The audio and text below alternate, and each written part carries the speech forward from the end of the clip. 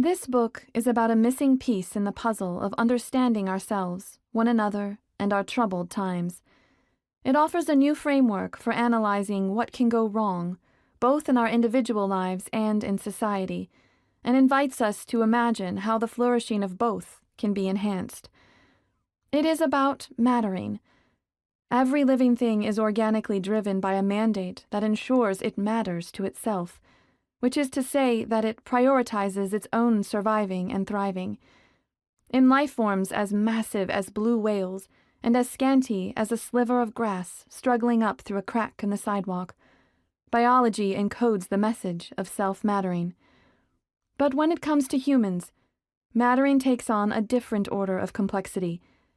In us, the organic mandate of self-mattering engenders one of the most persistent forces in human motivation, which has us striving not only to survive and thrive, but also striving after an existence that we deem to be meaningful in our own eyes. For us, and us alone, the organic mandate of self-mattering does not suffice. We need to convince ourselves that our own self-mattering is warranted, that we can provide a reason for it that extends beyond our being, trivially, ourselves, just as all things are, trivially, themselves. We long to demonstrate that the reason we subjectively feel that we matter is that we objectively do. This longing is what I am calling the mattering instinct, and I'll use the two expressions, the longing to matter and the mattering instinct, interchangeably, though the latter phrase stresses its genealogy. So powerful is the longing to matter that people will sacrifice their lives for it, leaving behind statements that attest to the fact that what made them feel their lives worth living also made them feel their lives worth sacrificing. "Hold the cross high, so I may see it through the flames," Joan of Arc was reported to say as the fire beneath her was lit.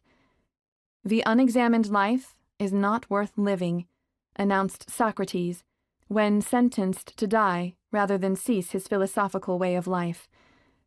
"It is better to die for an idea that will live than to live for an idea that will die," said the South African anti-apartheid activist Steve Biko, who died in police custody.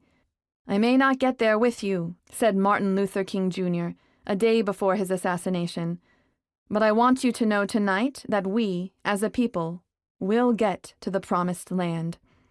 But it's not only the laudably heroic who hold mattering above life itself. We all do. We don't want to live if we become convinced that we don't, can't, will never truly matter. The paradigmatic words of the suicidally depressed are, "I don't matter." It's no accident that the URL for the U.S. hotline for suicide prevention is youmatter.suicidepreventionlifeline.org.